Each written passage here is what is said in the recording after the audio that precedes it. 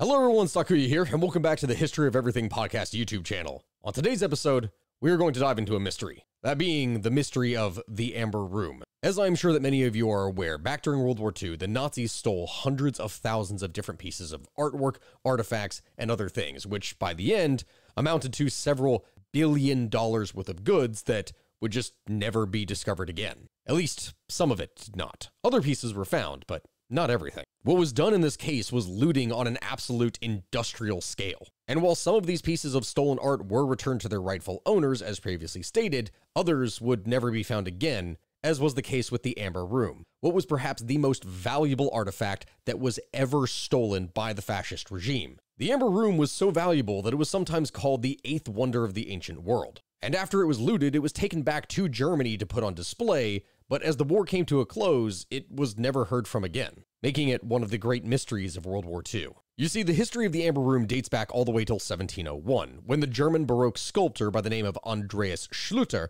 began working on it. At the time, Schluter was the chief architect of the Prussian royal court, and the use of amber for interior decoration was something completely new. This was known as the gold of the north, as amber is fossilized tree resin, and the Baltic region is said to house the largest known deposit of it. Schluter's plan was to adorn the walls of one of the rooms of the Charlottenburg Palace in Berlin with these amber panels. The palace was home to Frederick I, who was the king of Prussia, and his wife, Queen Sophie Charlotte. To complete the task, Schluter enlisted the help of the Danish amber craftsman, Gottfried Wolfram. Now, this was an extremely beautiful but also complex task, as this was a new concept, so the pair had to develop an entirely new technique on how to actually decorate and create this piece of art. First, the amber would be heated and then dipped into an infusion of honey and linseed, before being worked onto panels of wood that were covered in gold or silver leaf and decorated with precious jewels. In 1707, amber masters Ernst Schacht and Gottfried Tarot from Danzig, they continued the work until the deaths of Sophie Charlotte and Frederick. Eventually,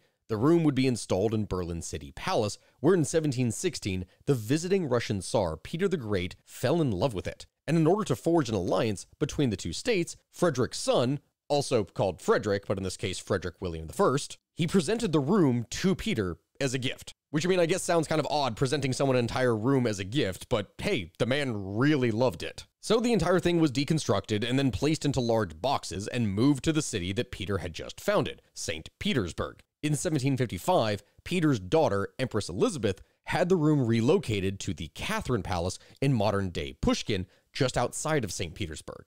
But it wasn't done here. From there, they just kept on expanding on it. Several other Russian, German, and Italian craftsmen would work on the room in the coming years, sculpting it around new, larger surroundings. When it was completed in 1770, the room covered more than 590 square feet and was adorned with over 6 tons of amber. This was a priceless piece of art and would dazzle anyone that would see it. The sheer amount of gold, silver, precious jewels, amber, and other valuable materials that went into this sculpture ended up costing or being worth approximately $120 to $240 million.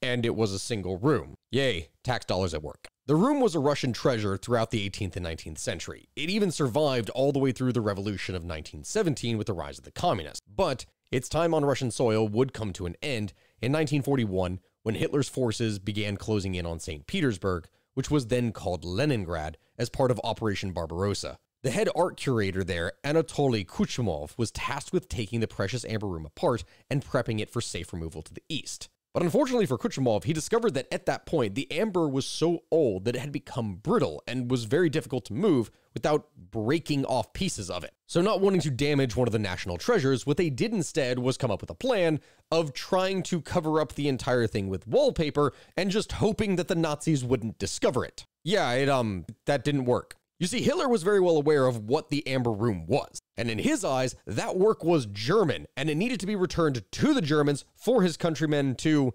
enjoy, I guess. The Nazis knew exactly what they were looking for, and within 36 hours, they managed to do what Kuchimov couldn't do. They stripped the panels from the walls, packaged them into crates, and sent them back to Germany. The crates were shipped back to Königsberg in Germany along the Baltic coast, which is present-day Kaliningrad, a Russian enclave, and the room was re-erected in Königsberg Castle. It remained on display there to the German people for the next 2 years, but as time went on and the tides of war turned in the Allies' favor, the room was once again on the move as Hitler ordered the looted possessions from Königsberg to be shipped out. But at this point, this is where the mystery kind of begins. Because in 1944, the Royal Air Force heavily bombed Königsberg, including its historic quarters. Artillery fire rained down upon the city as the Soviets advanced towards it in 1945. And these two events left the Castle Museum utterly destroyed, leaving the question, was the Amber Room evacuated before this, or was it destroyed in the fire or bombings? As the Red Army marched into the city, the Amber Room was nowhere to be seen. Now, among all the different theories of what could have possibly happened to the Amber Room, there are some that are a little bit more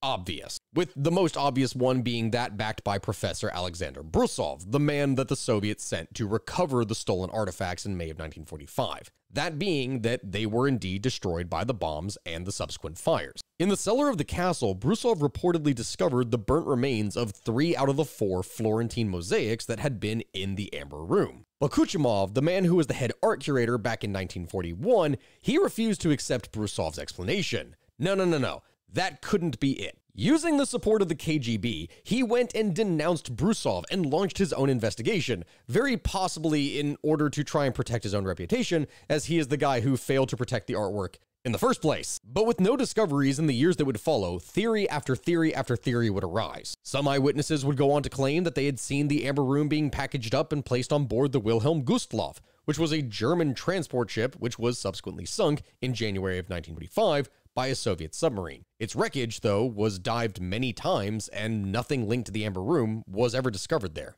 The KGB would conduct thorough investigations around Königsberg, leading to many to believe that the artwork was actually hidden there, underneath the city, in its labyrinth of tunnels and chambers. But again, nothing was ever actually found there. Others would say that the room was actually in an old salt mine that was on the Czech border, sunk into a lagoon in Lithuania, and even stripped down and shipped off to the US. There were some people that even went on to claim that the entire Amber Room that was captured by the Nazis in the first place was fake, that Stalin had created it as a kind of diversion, and that they had the Amber Room actually hidden away the entire time and just refused to let the public actually see it, perhaps not to make it a target. Lead after lead after lead were followed, but in the end, they never actually amounted to anything. The only pieces of the room that were ever actually recovered were that of a cabinet on the 4th Florentine mosaic, which a German soldier had stolen during the room's removal in 1941 or in 1945. This was actually in the possession of his son in 1997 when German authorities finally recovered it. So then it actually could be possible that a larger amount of it did make it out. We just don't know if or where it could be. After extensive searches, the majority of people believed that Brusov was right, and that it just turns out that the Amber Room was destroyed in the fire of the bombings. The series of investigations done by the KGB could have just been one massive ruse in order to try and cover up their involvement in destroying their own precious artwork in the first place, something that would have been a kind of national embarrassment. I mean, this last part is very possible, as in 1968, the Soviets ordered that the entire castle of Königsberg just be destroyed, which of course would prevent any further research about what had actually happened to the Amber Room. So with no actual Amber Room, in 1979, the Soviet government decided to create a replica of it. 24 years later, and at a cost of around $11 million, which was partly funded by the Germans, it was finally completed and installed in Catherine's Palace once again. The original was replaced, but it wasn't forgotten. Many people still believe that the hunt for the world's greatest treasure is far from over. But while that may not be over, our story today is. I hope that you all enjoyed today's episode. Please let me know down in the comment section below what it is that we should do next. I hope you all have a good rest of your day, and I will see you all next time. Make sure to like, comment, subscribe, do anything you can to support this channel. I love and appreciate you all. Goodbye.